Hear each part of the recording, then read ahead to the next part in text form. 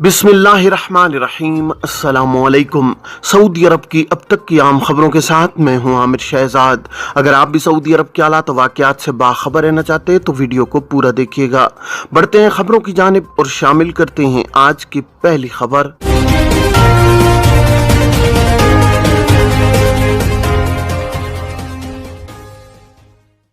कारकुन की तनख्वाह में कटौती उसकी रजामंदी के बगैर नहीं की जा सकती।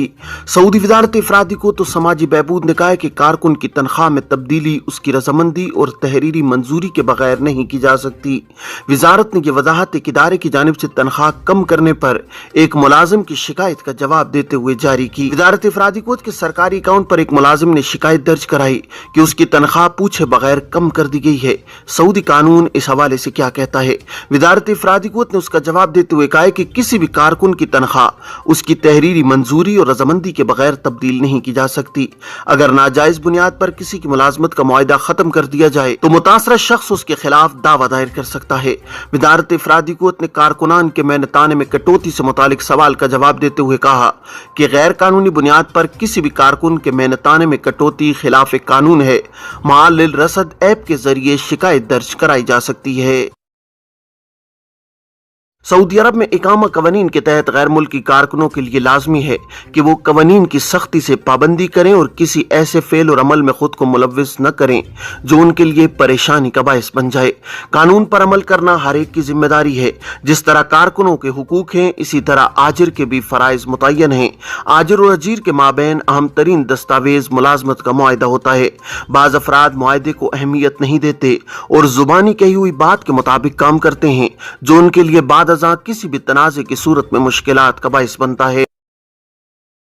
सऊदी अरब के कानून मेहनत में सबसे संगीन जुर्म हुरूब यानी आजिर के पास से फरार हो जाना है। हुरूब फाइल होने के 15 दिन के अंदर उसे अबशर के जरिए कैंसिल कराया जा सकता है। मुकर्रर 2 हफ्ते की मुद्दत खत्म होने के बाद हुरूब को कैंसिल कराना कदरे दुश्वार अमल है। जिस शख्स का हुरूब फाइल हुए 2 हफ्ते से ज्यादा हो जाते हैं उसे कैंसिल कराने के लिए मकामी अदालत से रुजू करना पड़ता है, जहाँ कारकुन की जानिब से इस अम्र को साबित करना पड़ता है कि उसके खिलाफ हुरूब गलत फाइल हुआ था। गलत हुरूब फाइल किए जाने के लिए कारकुन को अपनी हाजिरी और तनख्वाह का सबूत भी पेश करना होता है। गलत हुरूब फाइल किए जाने के मुकदमे में दस्तावेजी सबूत पेश न करने की सूरत में केस कमजोर पड़ जाता है, जिसकी बुनियाद पर कारकुन की जानिब से दायर किया गया केस खारिज हो जाता है।